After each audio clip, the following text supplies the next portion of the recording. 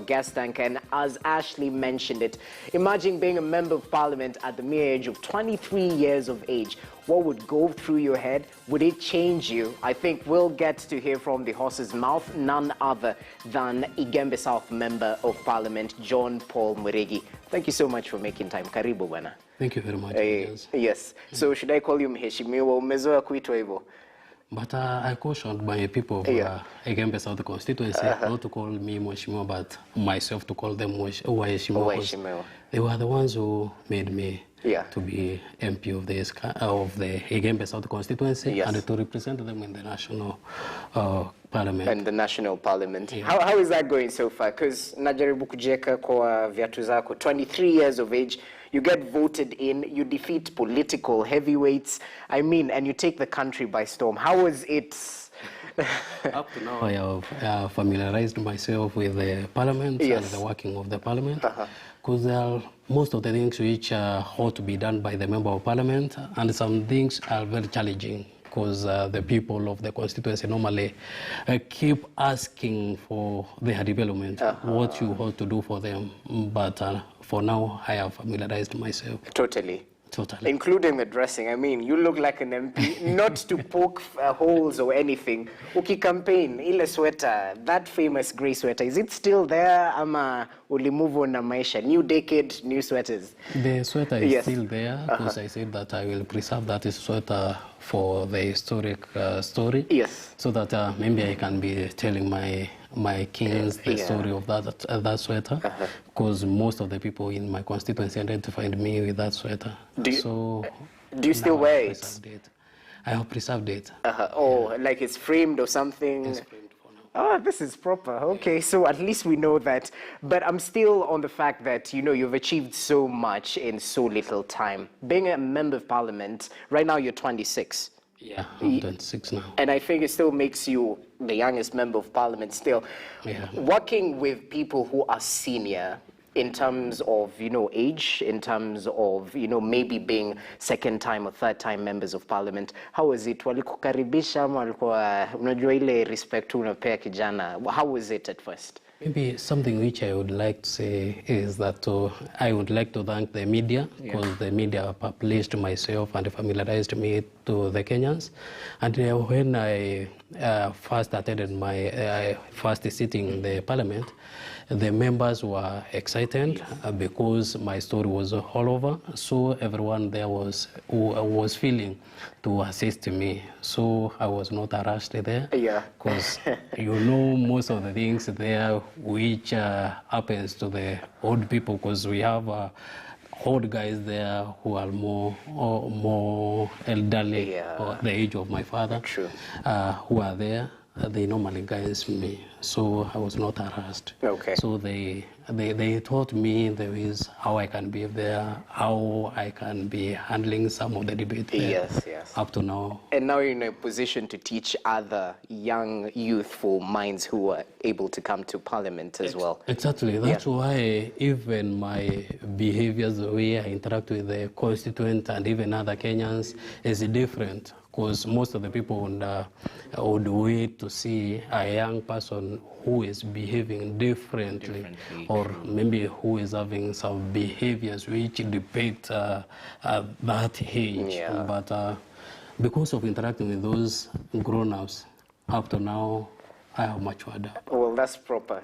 Does it get too much at some point? Because, I mean, as a young man, I definitely will look up to people like you, people who have influence, who have been able to, you know, impact people's lives. Because I was reading, you're helping people in Igembe South, you know, helping with bursary, kulipia watu pia shule, out of your own, you know, salary.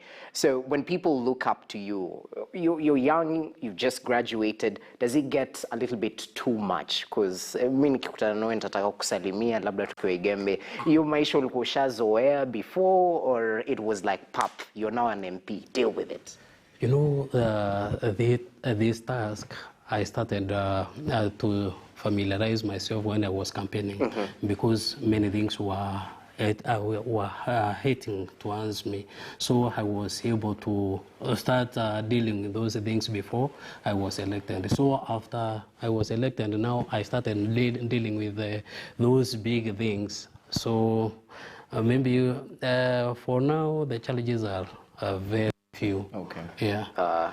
Because for a young person, there is some things which you can come across with, and you fail to handle those things. Yeah. But it depends with your heart and your belief towards the work which you had asked, because this is a work which I devoted myself to, and I'm supposed to do exactly something which will make the people of Igembe South Constituency to feel pleased, and at the same time to favor the other fellow Kenyans who are young and who are feeling to vie for these positions.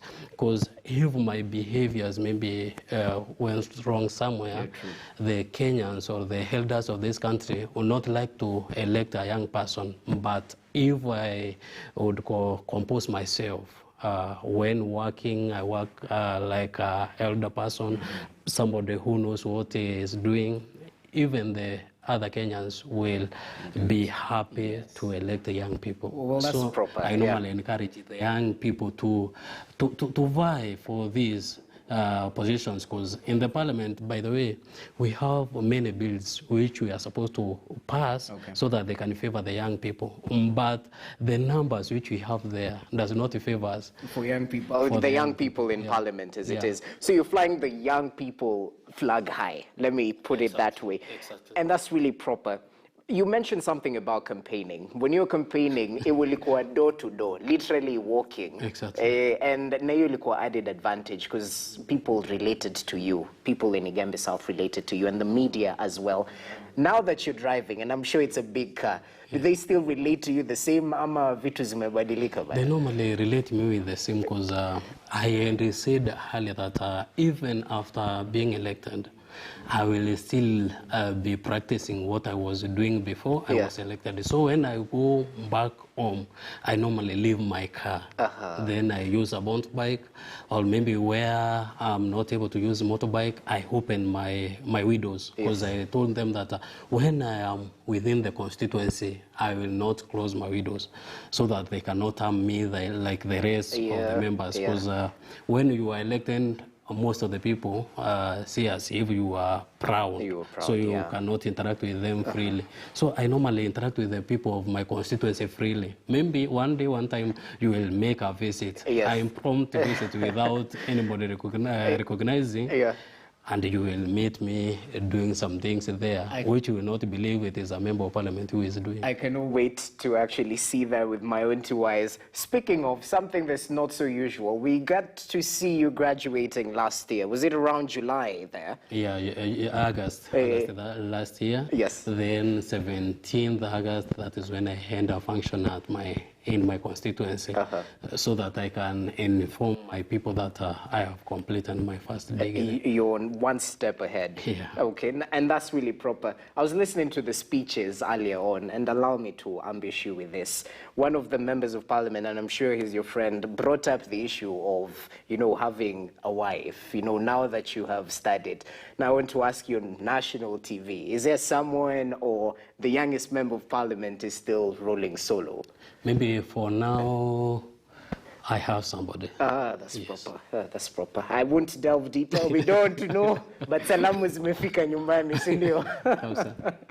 Okay, so in terms of delivering an agenda, Kenyans are, are an informed nation, and they know what they want. So in terms of delivering, I know the functions of an MP, oversight and all that to legislate, but being in touch with your constituents, I think that's a big thing for you. Exactly.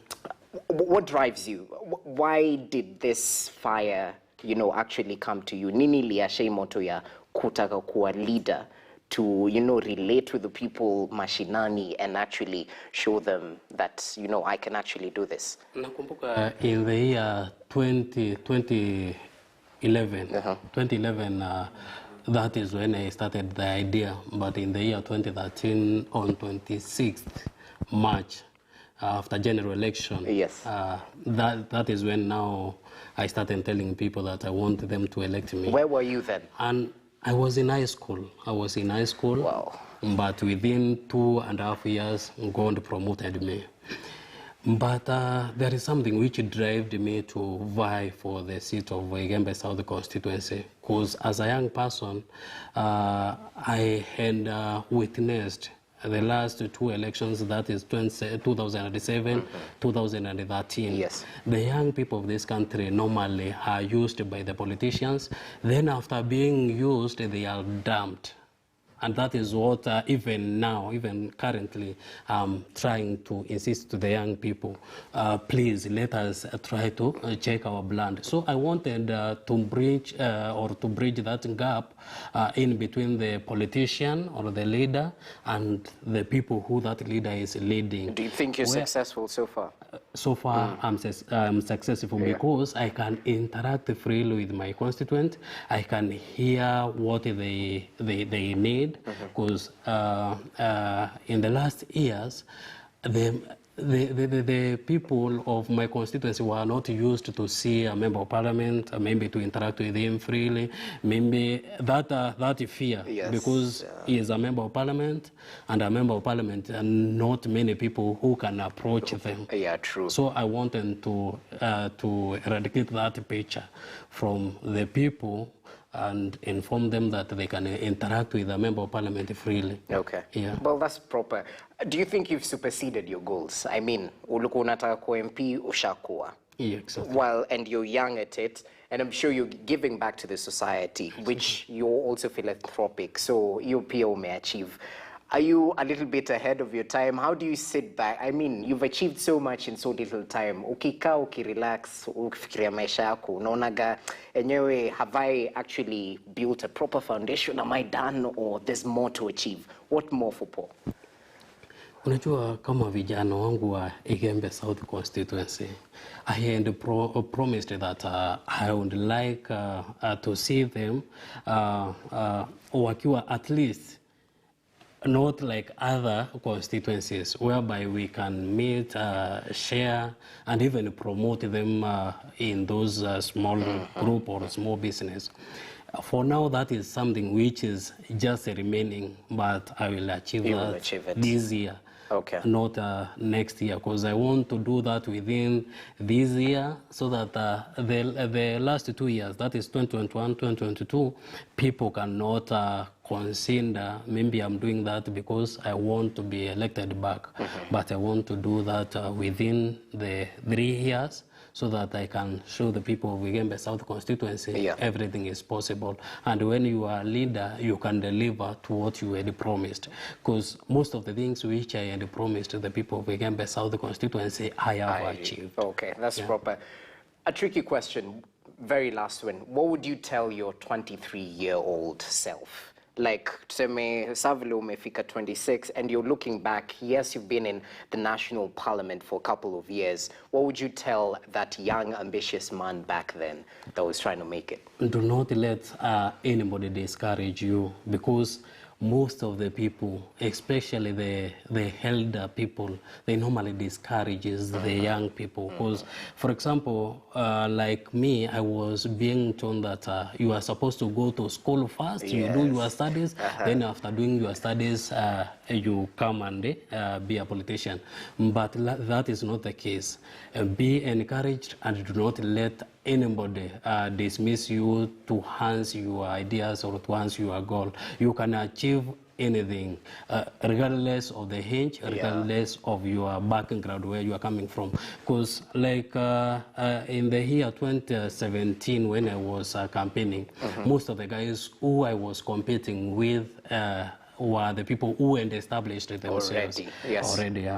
So John Paul, I had nothing, but I had my ideas, and my ideas make me to be a member of parliament of the Igembe South Constituency. Okay. So nobody, you should not allow discouragement, but let us soldier on and have courage. That is normally what I normally tell the young people of this country. To have courage and to dismiss whoever is dismissing him or her towards the goal or towards the focus which that person has. Now, I want to use your own words against you. I want to tell you to have courage and not listen to guys who can tell you that you can't read news. So today, we want to try and give you something small to read, and perhaps 2022 kakiumana unaweza kuja. Anyway, here's your story. You can start with your name and then you can take it away. Yeah, I'm John Paul Mwirigi, former Cabinet Secretary for Health and now Cabinet Secretary for Transport. James Macharia has told the Senate that the Strategic Partnership Associate for East Africa Limited and PKF audit firm were privy to the cost implication of the specialized medical equipment deal before they carried out a value for money assessment. The two firms were picked through a restricted tender that advised on the controversial scheme. The Council of Governors has claimed the counties signed the league address after the cost of the 7 years deal sought up to 63 billion shillings from the original 38 billion shillings. Oh my God. We involve them to the tail end because already you advertise what you had made a decision for. We called in PKF before the contracts were executed. If we had signed those contracts and we brought in PKF, I would entirely plead guilty of what you're saying. What if, after you have floated the tenders and people have incurred expenses, they have tendered, then PKF and SPA come and tell you, this is not the way to go. We are going this other way. What would you do? Chair, there is no way you would have engaged an advisor without figures on both sides. Figures to do with MES and figures to do with outright purchase. We asked that question to SPA yesterday. They said they had not seen those figures. Like if it's about the same firm you're talking about, just PKF, they were given those figures. Otherwise, how would they have made a determination? Auditor General has said, and it's on record in writing, that their procurement was also irregular. What do you say to that? In terms of procurement, we did consult the Attorney General because this is a specialized service, which we said we require a restricted tendering process, and that process was actually approved by Attorney General. All right, so how was your first time reading news? It's very tricky. It's tricky, yeah? It's tricky. Let me use your own words. No one can tell you can't do it. But anyway, thank you so much, sir, for making time for Friday Briefing and also, you know, talking to Kenyans back at home and inspiring a young generation, because I'm sure now they know everything is possible, yeah? Thank you very much. Okay, asante sana mheshimiwa. Thank you. All right, now let's take a short break right now on the Friday Briefing. We'll be back with the latest in the world of business. Stay with us.